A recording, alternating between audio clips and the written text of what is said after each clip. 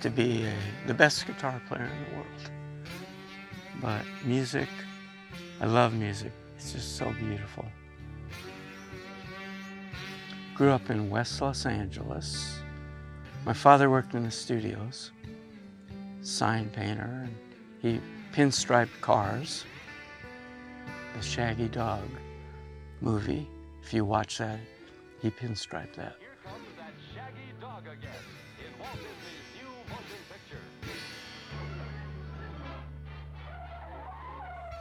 Me and my brother, we had shared one room, and I always used to sneak out. I put a mirror next to the doorway so I can watch Ed Sullivan and stuff. My parents didn't know, but it was good. I was in first grade. There's this beautiful teacher. I had a crush on her. First grade, Mrs. Pillow. And she had a long ponytail, and she brought an acoustic guitar, and she played it, and I fell in love with it, and her. Also Elvis. I had to be like Elvis. So I put a rubber band across this chair, and I was plucking it to make a sound like a string at the house, and I watched Elvis on Ed Sullivan, and the sideburns and everything. He inspired me a lot. Yeah. Sideburns and the hair, but my hair was not like his. My father died. So my brother took sax and I took guitar. Songbook Studios. Used to go there all the time. He stopped playing sax, and I kept playing. My father never saw me play.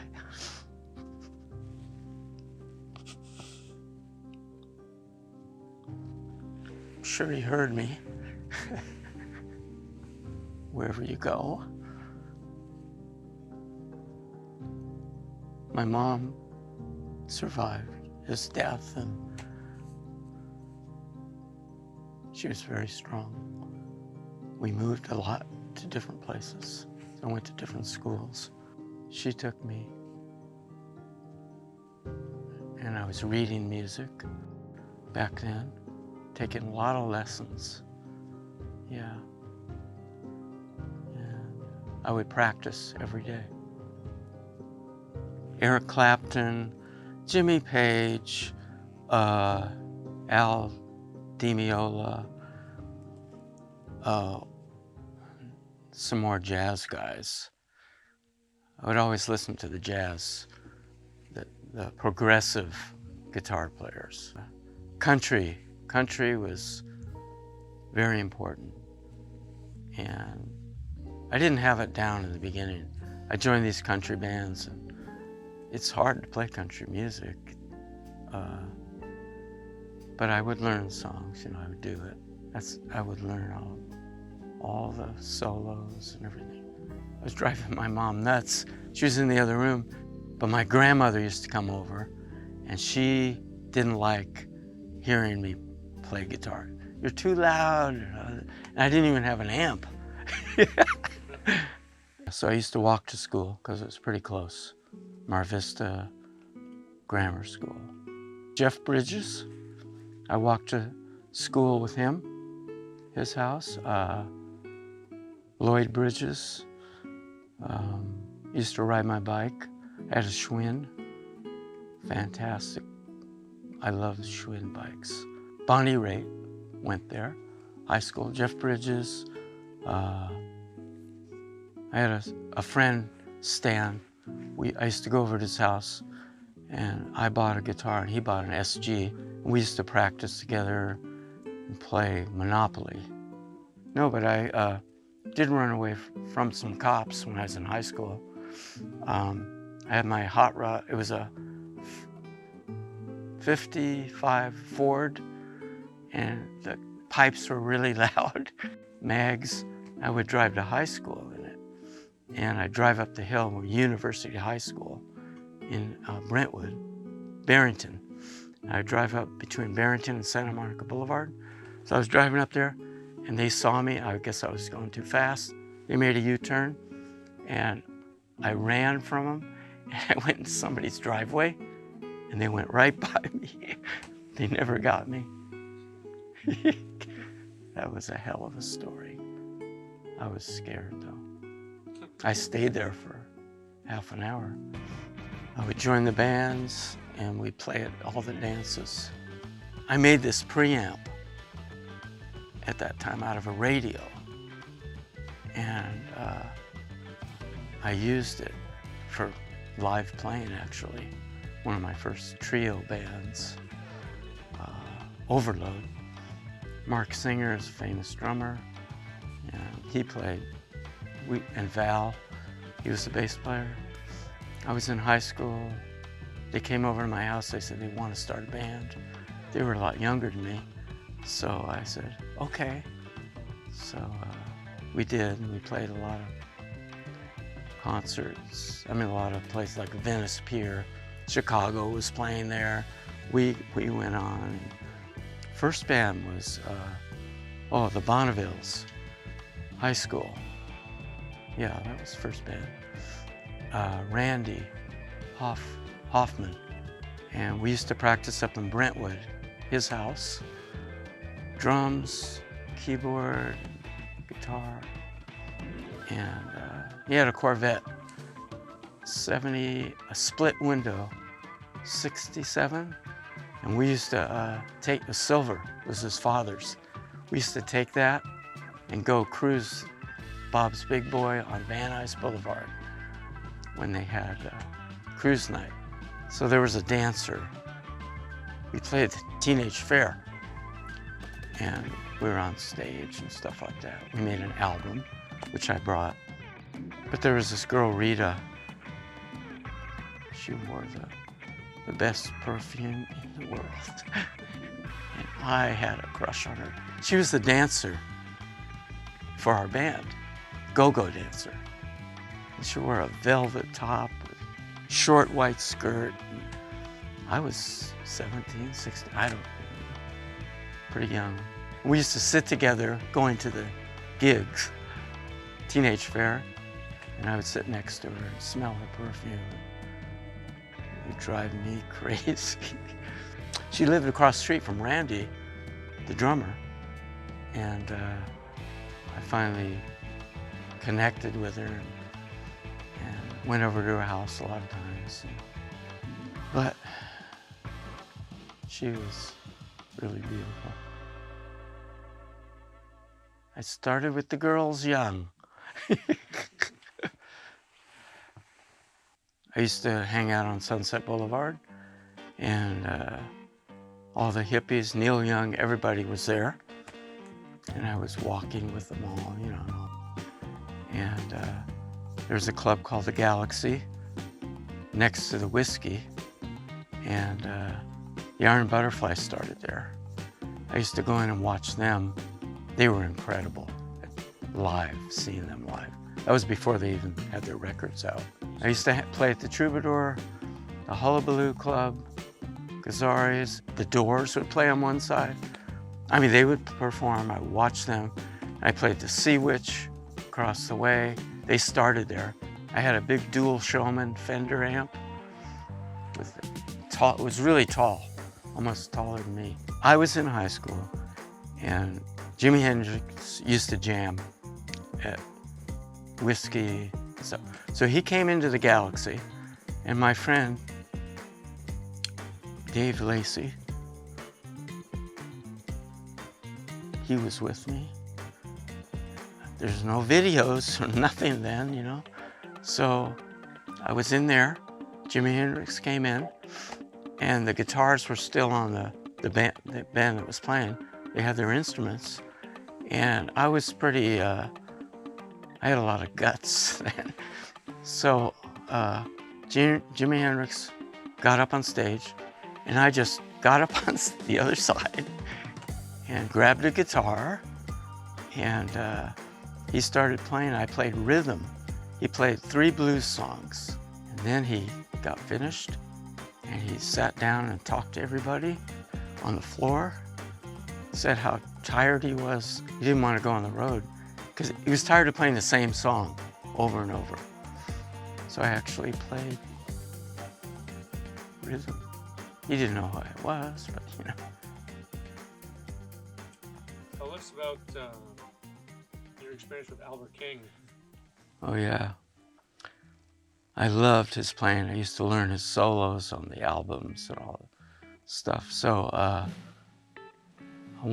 I knew the drummer for his band. I met him and I was kind of friends with him. So they were playing at the Whiskey. And so I went upstairs. Everybody used to hang out at the Whiskey. Janis Joplin, I saw her, everybody, right? Albert King was up there. So I asked him if I could, I said, you need a rhythm guitar player. And I said, I would like to play rhythm for you in your band. So he said, well, can you come back tomorrow and audition for me? I said, okay. So I got all excited, you know, and came back, and nobody was in the club. He was sitting there about, 10 rows back. I said, where do I plug in? He used my amp. It was an acoustic amp with a horn on top. That's what he used to play. And I plugged in. He said, okay, play me some blues. So I said, okay. So I started playing blues. He said, stop. He said, I'll handle the blues. So he said, okay, tell you what, you can play with me tomorrow night. I came back the next night and I plugged into his big amp and I played rhythm and he played blues, and I was so happy. It was incredible. A lot of people. And then afterwards, went upstairs and he said, well, to be in my band, you have to be in the union, musicians union. He asked me if I was in the union. I said, no. He said, well, when you join the union, then give me a call or come back and see me. I said, okay. So I went and joined the union. I never played with him after that. That was an experience. My first band, John Branca, who is the attorney for Michael Jackson, he was our keyboard player. And we signed a contract with Brian Ross from the Music Machine. We signed with Brian Ross when we went into RCA in Hollywood, and we made our first record. And then I recorded at Leon Russell's house. We went there. Still have the record. Lead singer Jeff Pasternak, his father was Joe Pasternak, who produced all the Elvis movies. Jerry Lewis' son.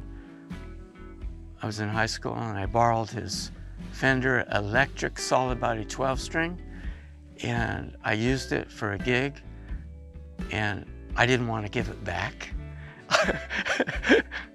They wanted it, and I hid it in my bedroom, and I think they were going to break the window in my apartment to take it. So I finally ended up giving it back. It was mine. It sounded so great, I wanted it. And I went on the road with Von Ryan's Express, went to Boston. They had a hit record out. And instead of taking the guy from Deep Purple, the lead singer, he came over to my apartment. He wanted me to play lead guitar, but I went with Von Ryan's Express instead, because it was a paying gig. I went for the money. So they flew us out to Boston, and I played at this club. I ended up leading the band right there. They said I was too loud. And I wasn't conforming. I was like a renegade, you know, I didn't want to play real soft and stuff. So the leader of the band I started arguing with. So I got on a plane, left him, came back here. And then I had rehearsals in Venice Beach. The New World Music Society, we called ourselves. And then I met Barbara. She came in with somebody else. Tall, beautiful, long legs, gorgeous. She was sitting in the back watching us rehearse. I fell in love with her. So she liked me. So she didn't go for the guy she came with. And then we were together for a couple of years. And she killed herself. She became mentally ill. She was in Northridge Hospital. And then I found out, I talked to her brothers, she killed herself. So, too bad. But she was really beautiful. Used to go up the Sunset Boulevard. The band I was in, the Pasternak Progress. But Fraternity of Man, that's what Frank Zappa's band was called. And we used to go and rehearse in his house up there. And we played the same venue with his band, up to Pain Canyon. That's where all the musicians were. And then Lee Sklar, the famous bass player who plays for Carole King and all that, he has a long beard. We auditioned him to be in our band. We didn't really like him that much. So we didn't accept him, or maybe he didn't want us, I don't remember. And then I saw him later doing concerts. I went up to him and he knows me, and so he recognized me and everything.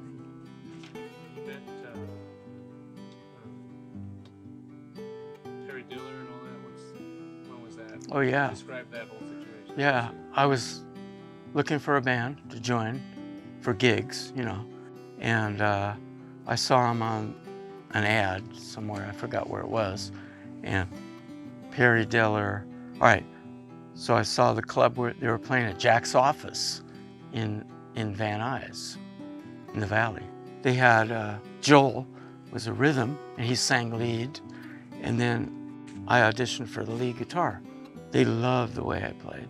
They said, okay, you got the job. And then he said, well, Phyllis, his mom was doing Merv Griffin, and he said he can get us on there. So we all were excited about that. And I actually wore this jacket on the Merv Griffin show. I had a bunch of silver rings, which I still have, on both hands, and my black Les Paul. We did Slow Down by the Beatles, but it was really I played like a blues solo. It was really fantastic. And I watched it from Barbara's house, my girlfriend, in '71, I think it was. We watched it. I went over to her parents' house. We watched us play live on Merv Griffin's show. Well, I'm very proud to have my son and his group here on Merv Griffin's lovely show. The name of the group is Believe All Magic. And I think, Joel, you should identify each gentleman in the group before you play. You're Joe. Yes, I'm Joel Curtis. Joel Curtis. That's right. On lead guitar, we have Barry Dubin. Right. On bass, we have the Cosmic Country Boy, DB. Of course, Barry Dillon. On the drums, Barry Dillon. And here they are.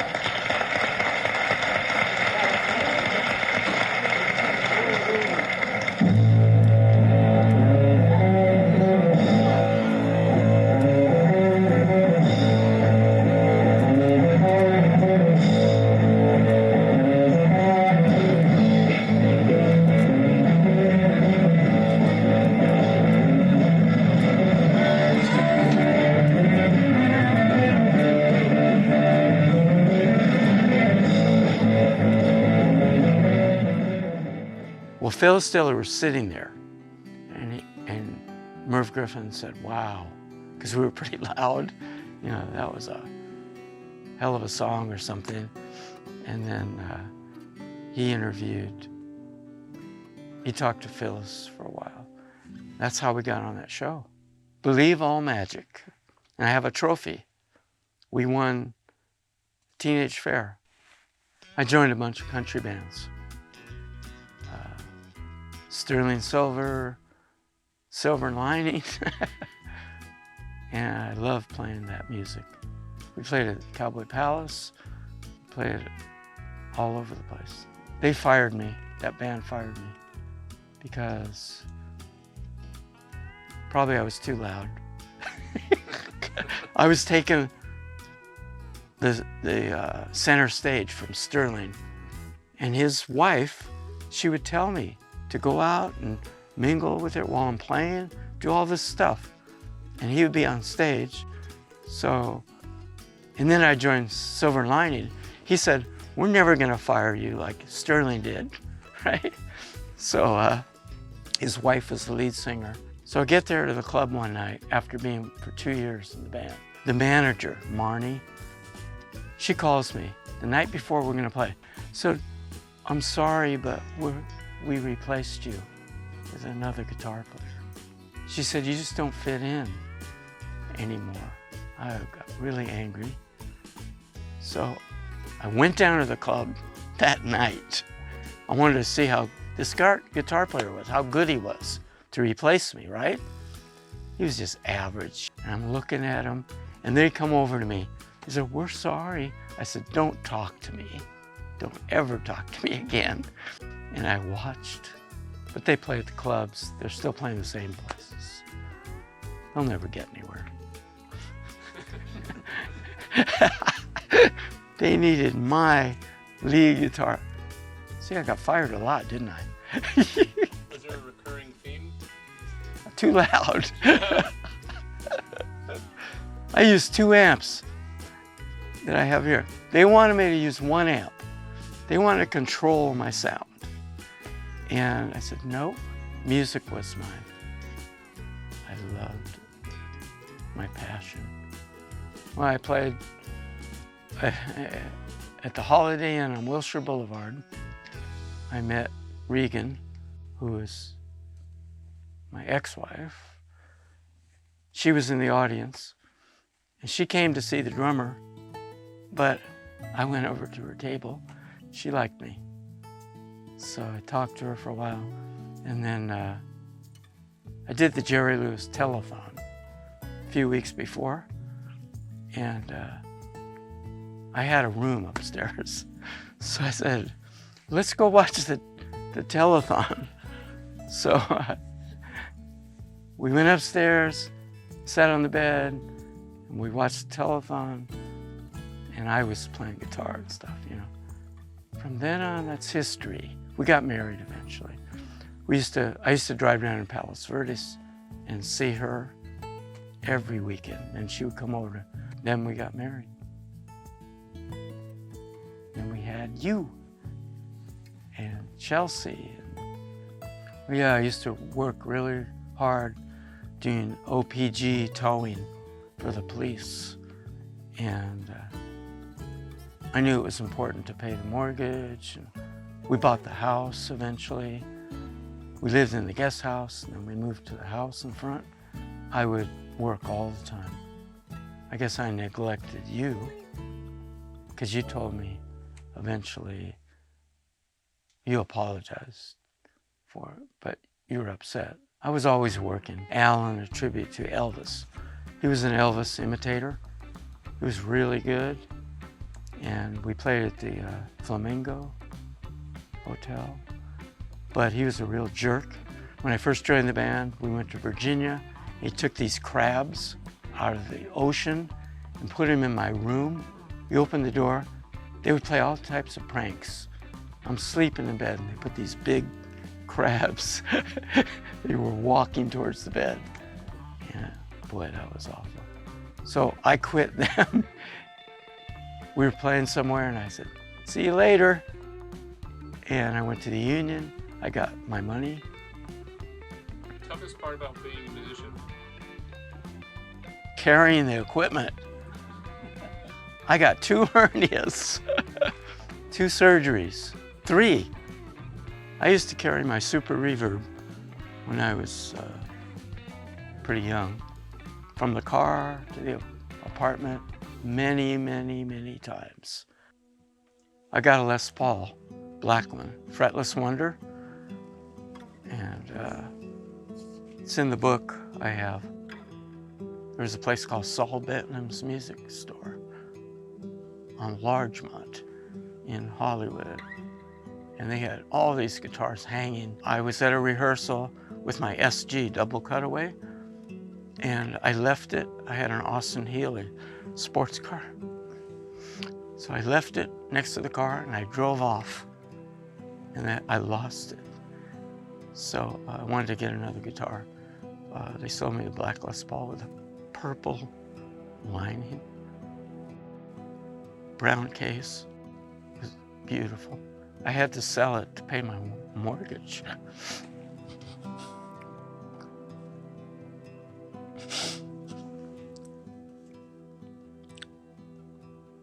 I got a divorce. I wanted to keep the house, but they kicked me out of the house.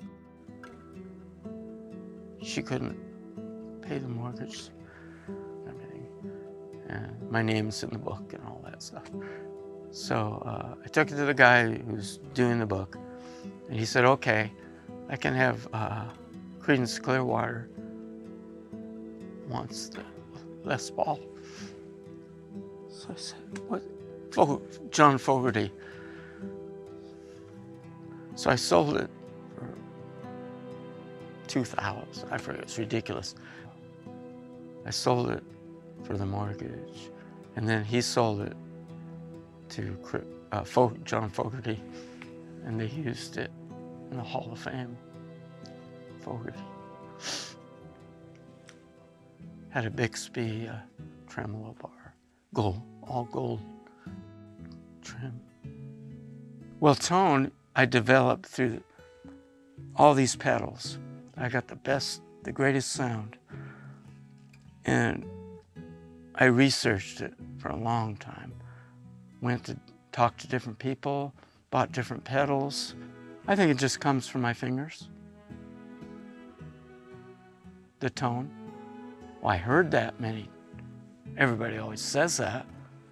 I didn't believe it really, but I think as long as I have some calluses, but if I don't practice for a while, my fingers are soft and it's different, it's harder. But the tone, and then I use the pick in a certain way. I don't use it, I flip it around. I don't use the pointy end. I learned that from some jazz guy, forgot his name, but I flip it around and I use the rounded edge. Well, everybody always says it's a combination of all the people you ever loved. So I think it was developed from learning everybody the way they played. I finally have my own style. I just play. I can just play. It's like I was driving the tow truck down Parthenia, and we were going to Vegas the next weekend, the following week, that weekend. And I was on a police call. I was driving. All of a sudden, this guy comes out in front of me, just like, and I hit his car. I was going pretty fast on a police call, and I hit his door, smashed into him. My tow truck flipped, and the dollies on the tow truck came off and they rolled down the street, and I saw sparks. The tow truck was on its side, and I felt myself to see if I was okay. And then I crawled out of the window and sat down. I had a broken nose. They took me to a hospital. This guy was, I don't even know if he lived. It was so bad. He didn't have a license or anything. There was no stop, no signal, no stop sign. He just came right out while I was going on this call. And oh, I did end up going to Vegas. I had black eyes and broken nose, but we went. Yeah, I believe that we're being watched over and helped. Me and Regan, my ex-wife, were having breakfast, and I saw the Bee Gees' father and mother, and I knew who they were. So I went over to them and said, we love Barry, Gibb, and everybody, and can we get backstage? So they said, yeah. Regan she loved them. It was her favorite band. And so we went and we watched them. And then I walked up. Oh, I met the guitar player, and he got us backstage because I told him Barry, So we went backstage, and I have a photo of us all standing there, and they were so nice. That was a great experience. What would you say, what's the secret to being able to manifest what you want? It just comes to me. Sometime in the morning when I'm sleeping, I get these ideas. It just comes to me. I don't think I have a secret. Things come to me. I always wanted to have a CD on TV. I would watch Soundscapes, and that was my dream, to have my CD on the music channel. So I wrote all my own music, instrumental, on a 11-string guitar, because I broke a string before I went into the studio. I left it, and I used my pedal board and amps, and it was like an electric 12-string, but it was acoustic, Yamaha. I did all the songs in 3 hours. I recorded them all. So then I called the management of Soundscapes, the TV, and I said, can I get my CD on there, a song? And he said, no, well, I don't know. He said, send it to me. And he finally picked it.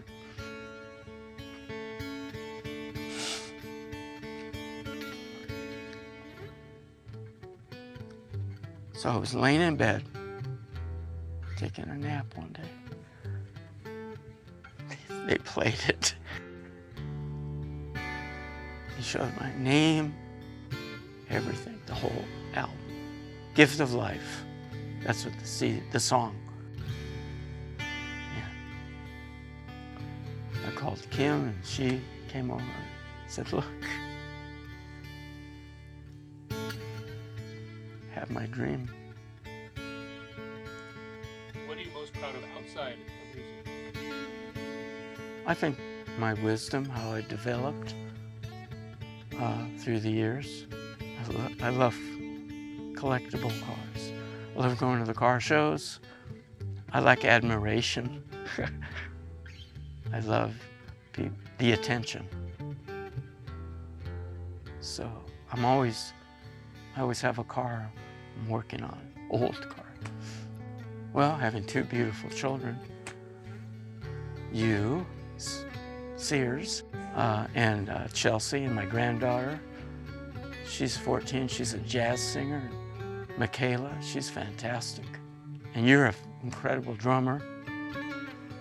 I bought this cheap old drum set on Recycler they had then. They don't have it anymore. And I brought it home, and it was just me and you. Yeah, and we just played. And you were in marching band, and you were very good, technical, all this technical stuff. I always wanted to be a drummer. When I used to go to Vegas, my parents took me there when I was 12, 13, and I was able to get to watch the shows. like the bar shows. Louis Prima was one of my favorite bands. And Louis Prima and Keely Smith, they had a jazz band, man. And I wanted to be a drummer. I want to be remembered as one of the best guitar players around. And a good person, passionate, peaceful, most of the time. So I appreciate life. That's important for me. Every moment. Live in the moment. Follow your dream. Whatever you want, your passion, try and keep doing it until it will happen. Don't give up.